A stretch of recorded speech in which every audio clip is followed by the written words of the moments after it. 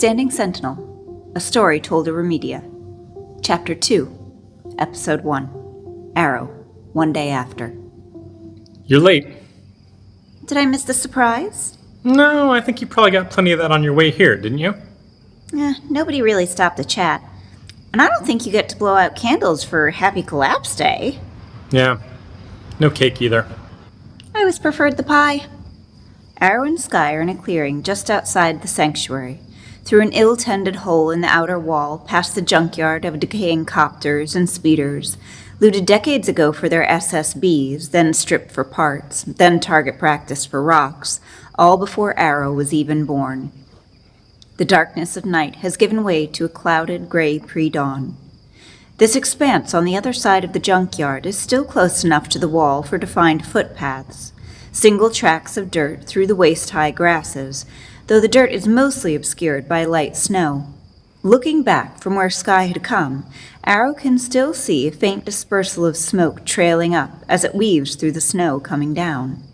I was starting to worry you wouldn't be here. Once I got beyond the wall, I didn't see any footprints. Maybe I flew here. Not likely, unless that snappy new tech suit you're wearing has rocket boots or something. Arrow looks down at the unfamiliar but comfortable crimson-red outfit he changed into an hour ago. He frowns as his eyes shift to Sky's drooping forest-tone suit, 2 sizes too big. Yeah, sorry I couldn't find one that fit you. It was that or nothing. Sky keeps looking at Arrow, raising an eyebrow. And no, my tech suit doesn't have rocket boots. Maybe I built a copter out of the rusty graveyard here. Arrow steps carefully over his speeder tail sticking out into the path, just barely visible in the shadows. Have you ever flown in one? Not in this lifetime. And I heard that the last one still working in Keb crashed last night. So, I guess I'll have to wait until the next. They turn their backs to the smoke. Arrow holds a thick handful of long grass behind his back and motions for Sky to start walking. As they move, he brings the grass behind him, flicking it like the tail of an animal. If you wanted to draw in the snow, I could have brought some tools for that. This is just to help hide our tracks for another kilom or so. The snow is almost stopped, but I don't want anyone following us. Speaking of bringing stuff, how'd you do on the list?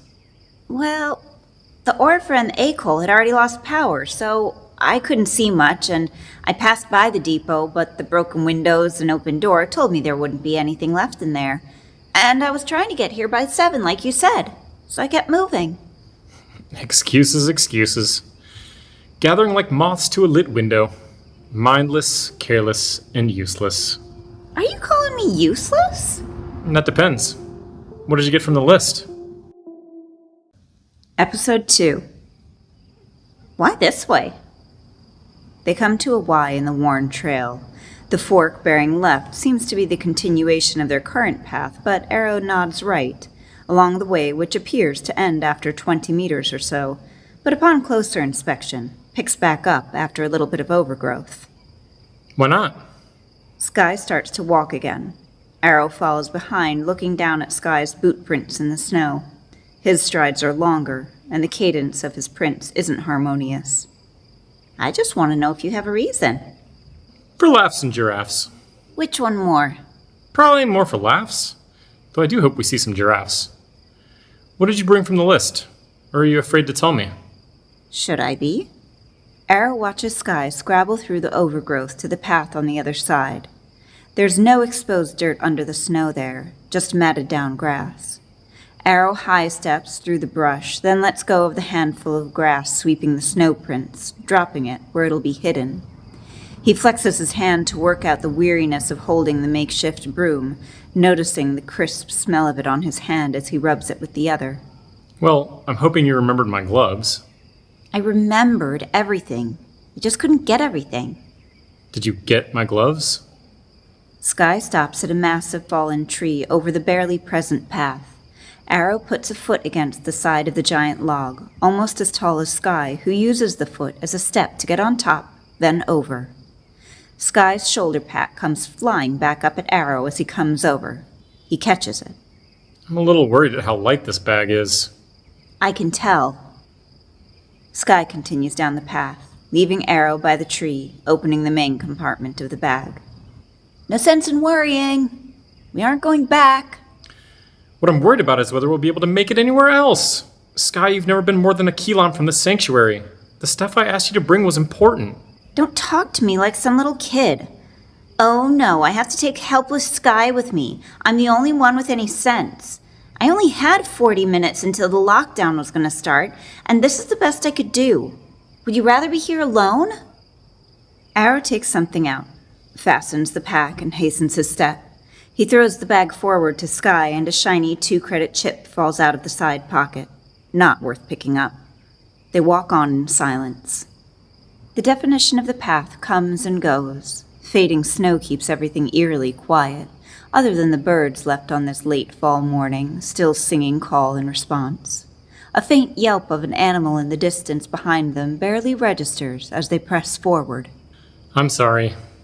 I know you're doing your best. So am I. Well, saying you're sorry certainly shows that. Arrow pulls on the gloves, and they walk ahead. Episode 3.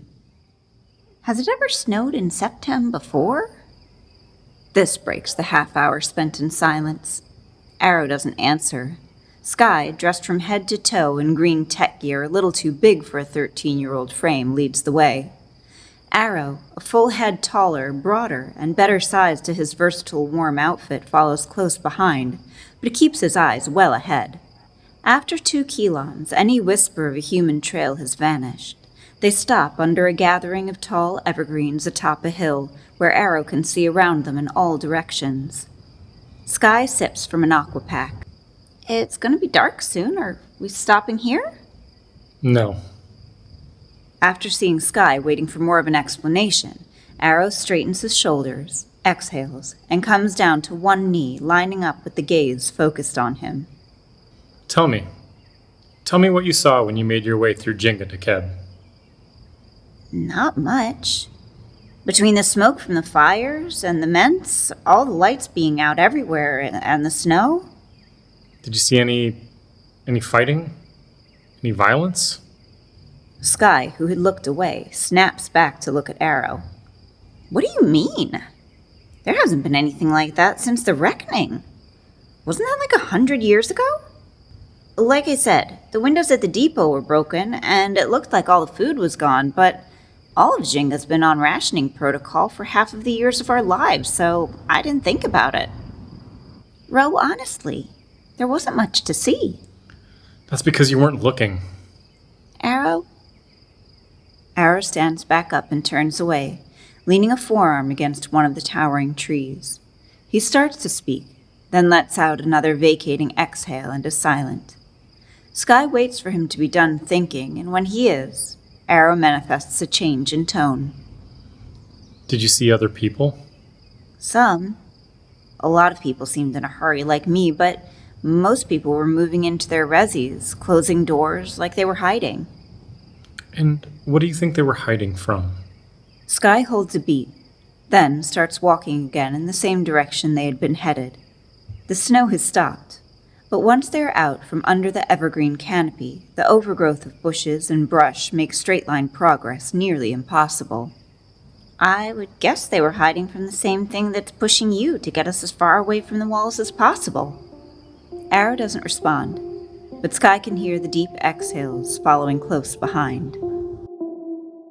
Episode 4. Is that what I think it is? Arrow chuckles through a smile. He sits on a broken, worn gray wall jutting out of the ground at varied heights. It might have been the foundation of a house a half-dozen generations ago. The gray streaks of cloud cover are changing to darker hues as the day draws to a close. Sky sits on the wall opposite him, picking through plump raspberries half ruined by the recent frost. Do you remember it? Arrow makes a sweeping gesture to a rectangular fold-up plast booklet laid out on the crumbling concrete. Of course. I had to look at that stupid map every day. It hung above my learning pod at the ACOL, but the map disappeared a few weeks ago. Yeah, but I made this copy of it before that. Why?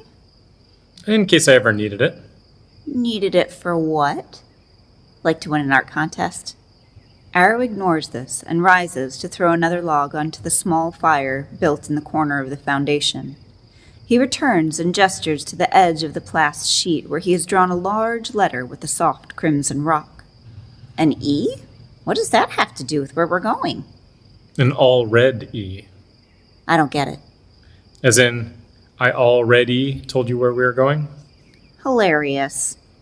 Sky drops the rest of the raspberries too far gone to eat and pulls up the other sleeve of the sagging tech suit and starts to turn away. Fine. We're heading straight east. That's a direction, not a destination. Cork your borkle. We're heading here. Arrow places his fingers on the black diamond marked sanctuary and traces to the right to the bright red shape of an animal paw print. Sky squints at the word above it. Rableux. Rableux? I don't know. What is it? Another preserve? Sky picks up the red rock and starts to absent-mindedly draw a large E on the rock wall. I don't know. As fine as I can tell, it's the closest thing? Maybe had a baby and she named it. No. Maybe there's someone there who can help us. Help with what? I got enough of the stuff on the list. Food, aqua packs and filters, scissors, the knife, twine. I asked for paracord, not twine. Yeah, and you asked for 17 other things and then gave me 56 minutes to get it all. I got the knife and the alame and the flash and our clothes and a sand strip and the repair tape and the tarp and... Sky. I mean real help. Shelter. Safety. Other people. You mean like the BUC? Arrow nods to the large letter Sky has now scribbled several times on the wall. I already told you that too. I don't believe the BUC still exists, if it ever did. I'm not putting my pancakes on some dumb story they told all us little kids at the Orpha. I'm looking for food and friendly faces, not some secret guild. Sky swings a second leg over the decrepit wall and walks to the other side of the map, standing shoulder to shoulder with the still-sitting Arrow, and squints. Oh! It's not a red paw print. It's a leaf. Rableux. Episode 5. 2 days after. What do you know about Roblox? Rableux. I said booby traps. The morning has started to warm a little as they make their way across the broken remains of an old asphalt road, split with mature trees and crumbled beyond recognition, other than the ghostly cages of some ancient vehicle form. Ro, where are we going? I wish I knew. Come on. Wishing and fishing are just baiting and waiting. What's Rableux? A spot on a map. A heaven. A trap. Honestly, I don't know, Sky. We have to go somewhere. It's the nature of a journey to have a destination. Are you trying not to answer me? I can't tell you what I don't know. Arrow kneels to adjust his boot, stealing a glance back from the direction they had come. As he stands up, he takes a few steps, looking and walking backwards, then pivots on his heel. Sky stops long enough to let Arrow walk into the lead. What do you think it is? A heaven or a trap? There must be other places like the sanctuary, right? Other places where people live together? Other places where the mind still works? There were people in Jenga who had come from outside the walls, had been in the foul. If there were other sanctuaries, why don't we know anything about them? Well, that's the yolk of the egg, isn't it? Ooh, don't mention eggs. I could eat a hatful of them right now. When do we stop for lunch? What is for lunch? And the look on Arrow's face throws a wet blanket on Sky's enthusiasm. But then he smiles and takes off his sack of dough. He pulls out 2 hard-boiled eggs and throws one to Sky. You're full of surprises. Better than being full of, well... After eating their eggs, they sit down in a patch of clover by the broken road. Sky picks the white flower caps and threads the stems together to make a chain, and Arrow props his backpack like a pillow and lies down in the warm sun. Maybe looking for heaven is a trap. And maybe looking for a trap keeps you from finding anything. Episode 6. What does it look like I'm doing? Arrow approaches a fading, sunlit campfire where Sky has emptied out all the bags. Why do you have all of our stuff laid out in the open? Ahem. That's how you take inventory. You put everything out in the open to figure out what you have. I wish we had a sani. But... Arrow pauses and rubs a thick scar concealed in his messy brown hair, unable to follow a thought train. Butterfly in the sky, I can go twice as high. Wait, what? I don't know. It's some song one of the night nurses at the Orpha used to sing to me. I remember. She used to sing it to Etienne, too, when he was scared at night. You were in the same dorm? Yeah, but only for his last year before, well, you remember. Not something easily forgotten. Well, after that, it was just the 5 beds filled instead of 9. And Nurse LeBlanc never sang to us again. Red pajamas? Was that a whole year ago? They both stare for a long beat into the flicker of the fire that divides them. In the distance, the crack of a small branch sounds right as Sky retraces to task. Anyway, we have enough food to make it about... Arrow hisses through his teeth fiercely and uses his closed fingers to draw a horizontal line across his chest, a sharp plea for silence. Sky's eyes grow wide. Arrow crosses calmly to the other side of the fire to stand close together. Put the food away. Now. What? Now. I'll help. Arrow bends down and grabs the twist lock of dried apple, but Sky slaps it out of his hands. What is your malfunction? What's wound your spring? Arrow looks up from the food he's shoving into the bag, and they meet eyes. I think we're being followed. Episode 7. Who would be following us? I don't know if it's a who or a what. What? Just pack everything up. Arrow's voice barely crawls above a whisper, and Sky follows suit. In under a minute, everything is back in travel sacks, and the two sit staring at each other with wide eyes next to the smoke of a waning fire. So Buttons on your underwear. Oh, now it's time for jokes? I don't know if we're being followed or not. And if we are, I don't know who or what it is. But I keep hearing something that seems to be following our trail. Sky pulls the two backpacks together and looks back in the direction they ended their day's walk. I heard it too. This morning as we were leaving the ruins, a howl, just down at the bottom of the valley below us. And you know the sound when we're fighting through the underbrush? I heard it behind us when the wind changed directions earlier today. Silence stretches as they both gather thoughts.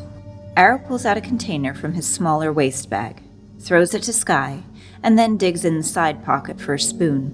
What do we do? It wouldn't be the worst idea to keep the hatchet handy during watch tonight. What would be the worst idea? Covering yourself in that jar of soy paste and then falling asleep. Let's eat a little bit, and then I'll take the first watch. Sky heaves out a big rushing breath, takes the spoon from Arrow and shovels in a bite, then hands the jar and spoon over and reaches to grab the aqua pack from another bag. Ro? Yeah? Arrow doesn't look up as he responds. Me too. I feel like I've been chased my whole life, Sky. As if something bad has been bearing down on me at every turn I've taken, and every hitch I've hurdled since I was old enough to look behind me.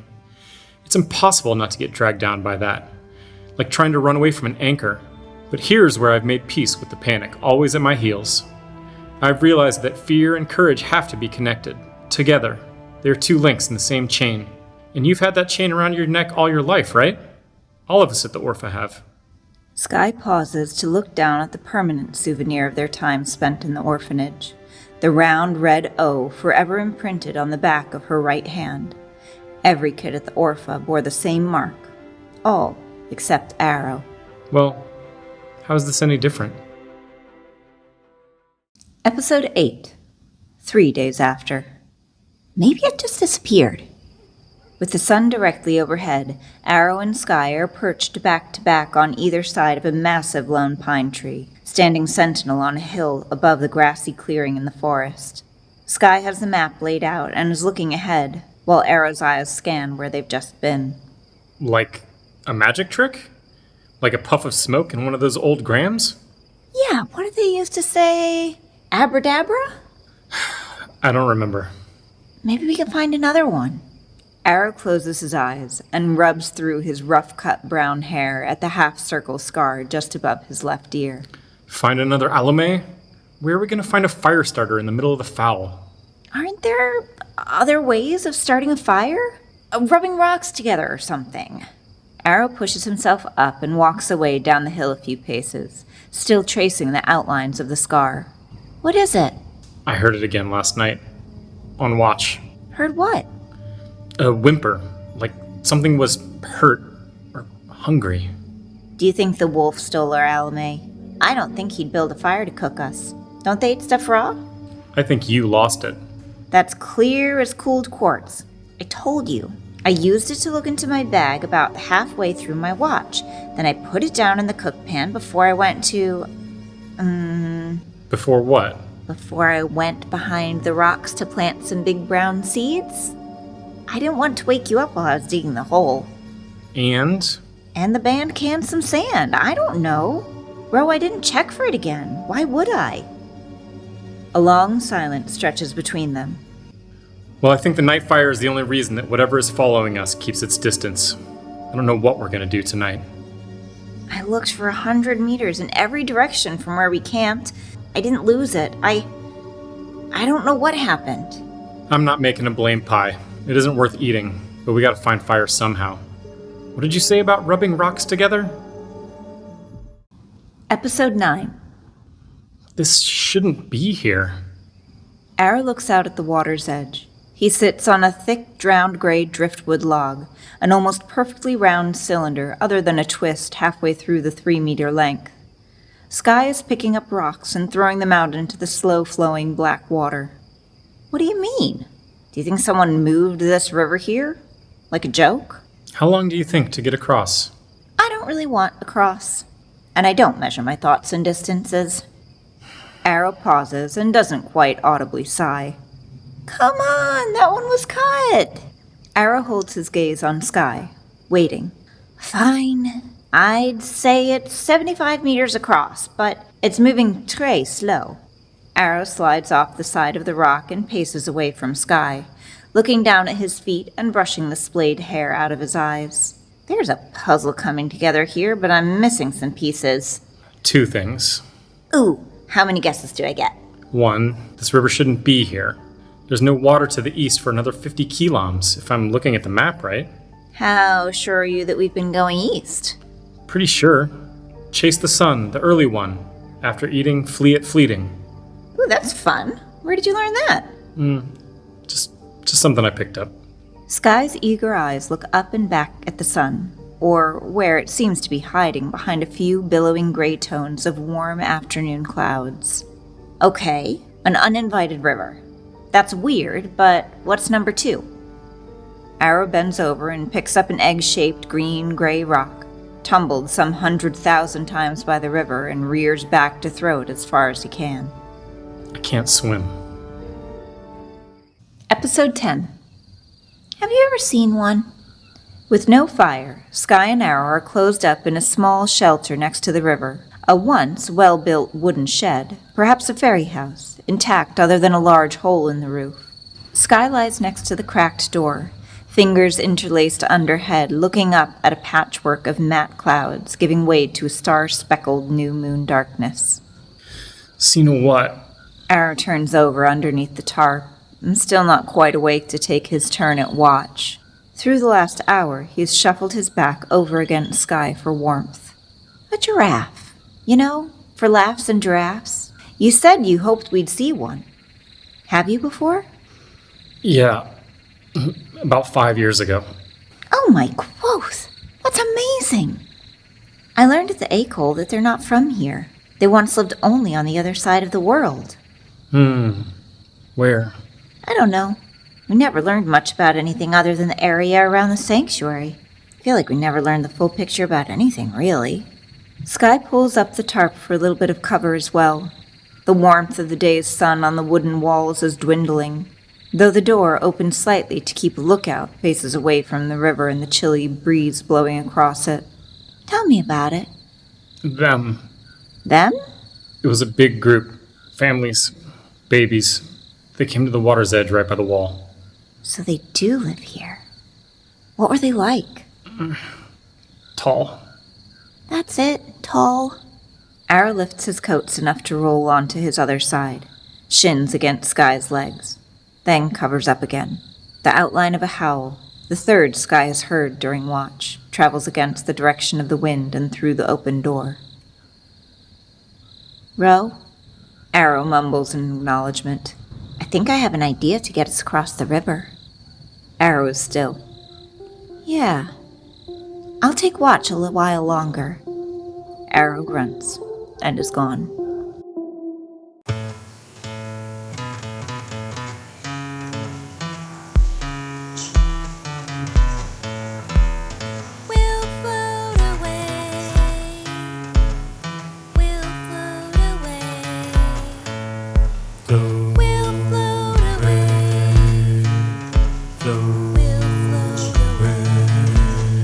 And I know that it'll be okay, 'cause we're all just sort of floating away. And though we never know if the path we take it is true, I can rest assured our quest is better taken by two. And I know that it'll be okay, 'cause we're all just sort of floating away. And though we never know if the path we take it is true, I can rest assured our quest is better taken by two. And I know that it'll be okay, 'cause we're all just sort of floating away.